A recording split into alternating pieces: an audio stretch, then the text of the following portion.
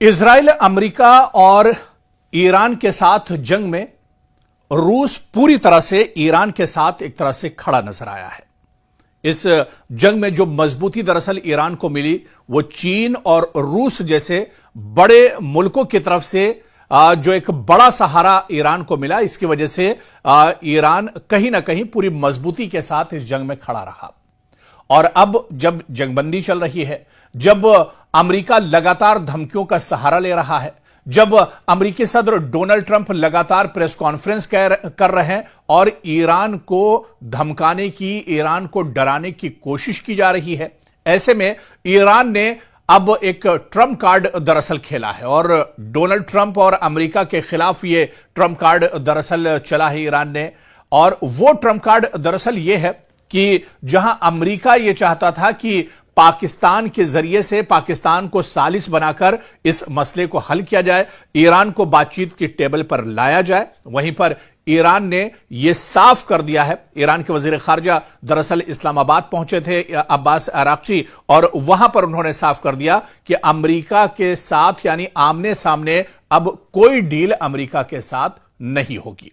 यानी ईरान चाहता है, क्योंकि ईरान को अमेरिका पर भरोसा नहीं है और शुरू से अमेरिका ने भी ईरान को अपने कॉन्फिडेंस में नहीं लिया है, लगातार धमकियों का सहारा दरअसल डोनाल्ड ट्रंप ले रहे हैं। इसी वजह से अब ईरान ने भी आगे से चलते हुए यह साफ कर दिया है कि अमेरिका के साथ आमने सामने की अब कोई बातचीत ईरान दरअसल नहीं करेगा, कोई समझौता, कोई डील अब अमेरिका के साथ आमने सामने नहीं होगी, बल्कि अब अगर कोई डील होगी तो वो सालिस के जरिए से होगी। फिर ईरान ने सालिस किसको बनाया है? आप देखिए कि पाकिस्तान पहले से सालिस का किरदार अदा कर रहा है, तो वहीं पर अब दरअसल मास्को भी पहुंचे हैं ईरान के वजीर खारजा अब्बास अराक्ची और रूस के सदर व्लादिमीर पुतिन। इसके अलावा रूस के वजीर खारजा लारोव से उन्होंने लंबी बातचीत की है, मीटिंग की है, जो शर्तें ईरान की हैं वो दरअसल रखी है और किस तरह से अमेरिका पर दबाव डाला जा सकता है, यह दरअसल बताने के लिए रूस का यह दौरा काफी है।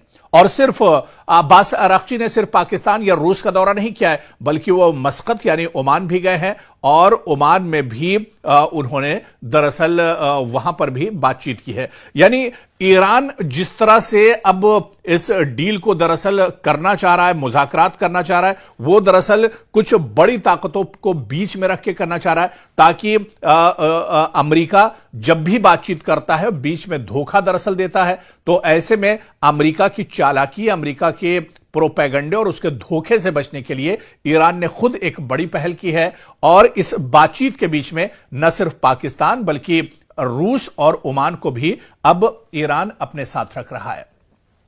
और इसी वजह से आप देखिए कि हंगामी तौर पर ईरान के वजीर खारजा अब्बास अराक्ची ने इस्लामाबाद, मास्को और इसके अलावा मस्कत का दौरा किया है और यह हंगामी दौरा है, जहां पर रूस के सामने, पाकिस्तान के सामने और ओमान के सामने उन्होंने अपनी जो डील है, जो शर्तें हैं, वो एक तरह से रख दी हैं। और ईरान ने यहां पर भी साफ कर दिया है कि अमेरिका के साथ कोई आमने सामने की बातचीत नहीं होगी, क्योंकि अमेरिका पर भरोसा नहीं किया जा सकता है। इस वजह से अब जो बातचीत होगी वो दरअसल रूस के साथ मिलकर होगी, ओमान के साथ मिलकर होगी और पाकिस्तान जब टेबल पर होगा तब यह बातचीत होगी। यानी ईरान यह चाहता है कि सालिस के साथ यह एक बातचीत की जाए, ताकि अमेरिका फिर अपने किए हुए किसी वादे से पीछे न हटने पाए, अमेरिका कोई प्रोपेगेंडा न करने पाए। इस वजह से दरअसल ईरान ने यह ट्रंप कार्ड एक तरह से चल दिया है और अब कहीं ना कहीं जिस तरह से अब्बास अराक्ची ने इस्लामाबाद, उसके बाद मास्को और फिर मस्कत का दौरा किया है,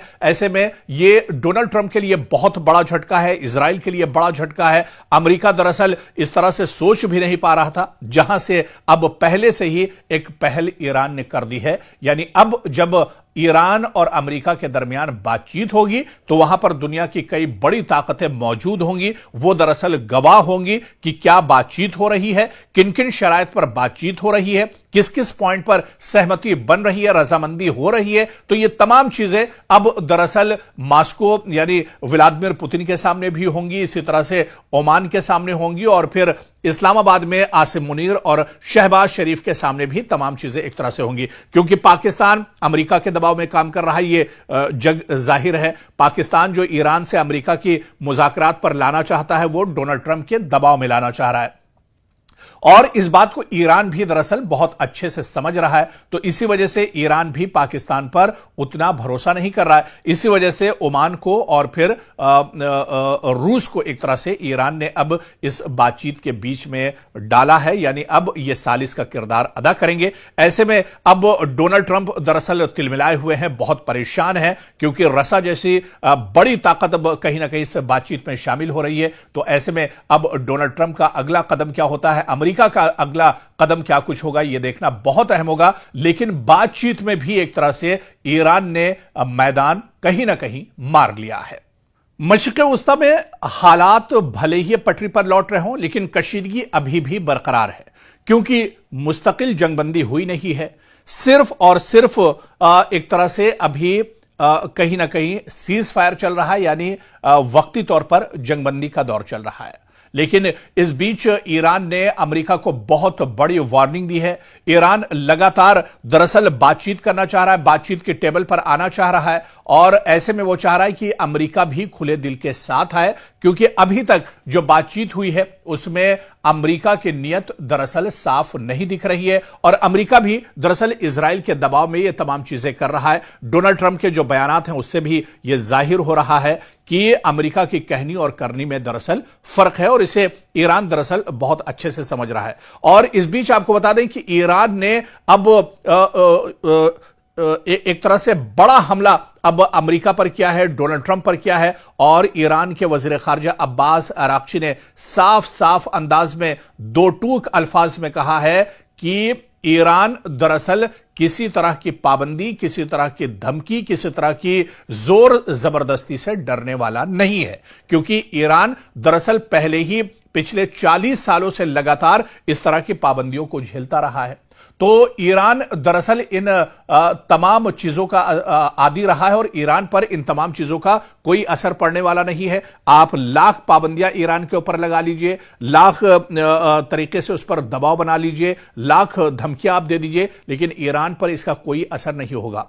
और इस बीच ईरान के वजीर खारजा अराक्ची ने कहा है कि अगर अमेरिका हद से आगे बढ़ता है तो फिर आखिरी जो बड़ा दांव होगा वो ईरान खेलने पर एक तरह से मजबूर हो जाएगा।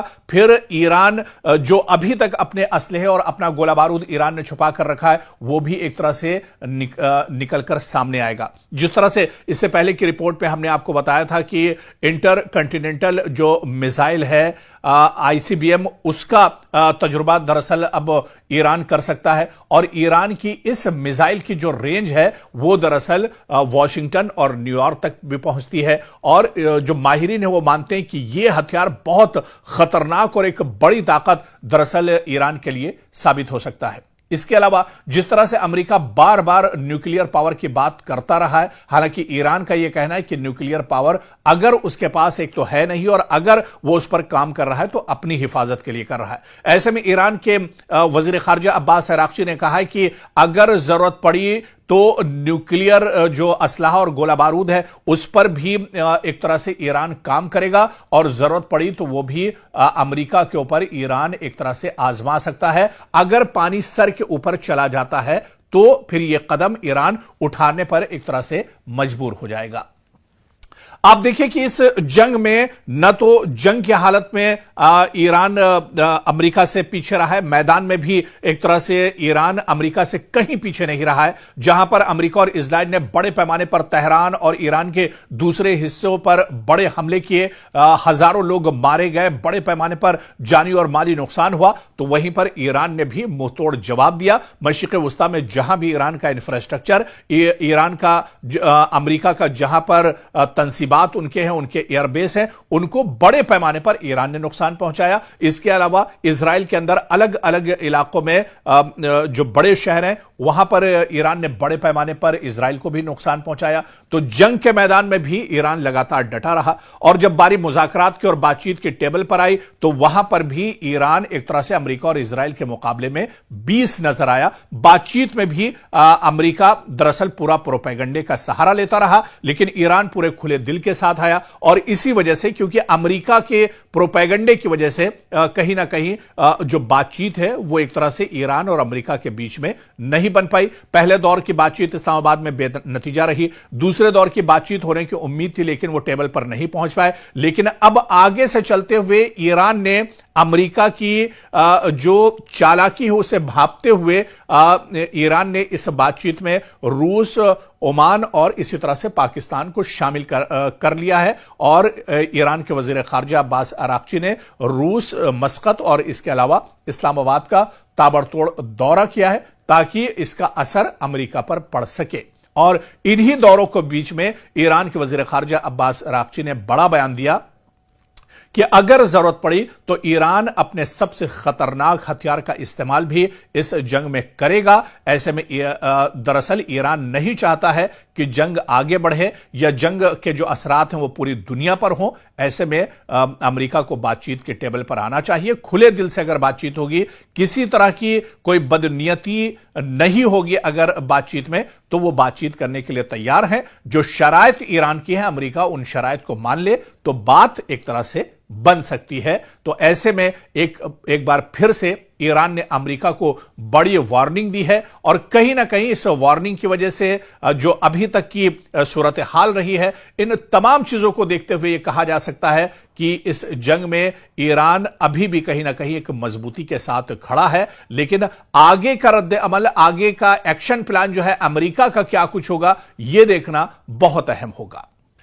ईरान के वजीर खारजा अब्बास अराक्ची दरअसल लगातार इस वक्त दौरों पर हैं। जी हां, अब्बास अराक्ची क्योंकि अभी जंगबंदी चल रही है इजराइल, अमेरिका और ईरान के बीच में, और इस बीच जो इशारा दरअसल अमेरिका की तरफ से मिला था या ईरान की तरफ से मिला था कि बातचीत का दौर शुरू होगा। हालांकि बातचीत तो शुरू नहीं हो पाई, मुज़ाकरात शुरू नहीं हो पाए, लेकिन अब ईरान ने एक बड़ी पहल की। और जिस तरह से एक रिपोर्ट में भी हमने आपको बताया था कि ईरान के वजीर खारजा अब्बास अराक्ची 24 घंटे के अंदर दोबारा से इस्लामाबाद पहुंचे हैं और इस्लामाबाद में लगातार बातचीत का दौर चल रहा है।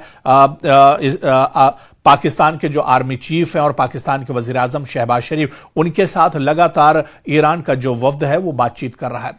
और फिर इस्लामाबाद से अब अब्बास अराक्ची रूस पहुंचे हैं और रूस में भी रूस के सदर व्लादिमीर पुतिन से वो मुलाकात करेंगे। और उनकी इस मुलाकात पर दरअसल पूरी दुनिया की निगाहें टिकी हुई हैं जब अब्बास अराक्ची रूस के सदर व्लादिमीर पुतिन से मुलाकात करेंगे।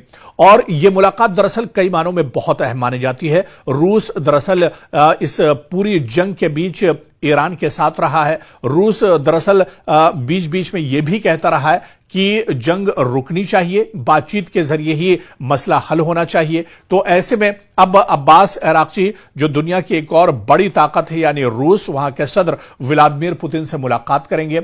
और इस मुलाकात पर पूरी दुनिया की निगाहें तो होंगी ही, लेकिन डोनाल्ड ट्रंप की निगाहें भी इस मुलाकात पर टिकी होंगी। और इसके अलावा दरअसल अब क्या कुछ बातचीत होती है, क्योंकि जो माहिरीन और एक्सपर्ट हैं वो बताते हैं कि अब्बास अराक्ची यानी ईरान की जो शर्तें हैं इस जंग को रोकने के लिए, मुस्तकिल तौर पर जंग को रोकने के लिए जो शर्तें ईरान की है, उन शराइत को लेकर दरअसल अब रूस पहुंचने वाले हैं, जहां पर वो रूस के सदर व्लादिमीर पुतिन से मुलाकात करेंगे और इस मसले को, इस जंग को मुस्तकिल तौर पर खत्म करने के लिए कोई बीच का रास्ता निकालने के लिए एक तरह से बातचीत हो सकती है।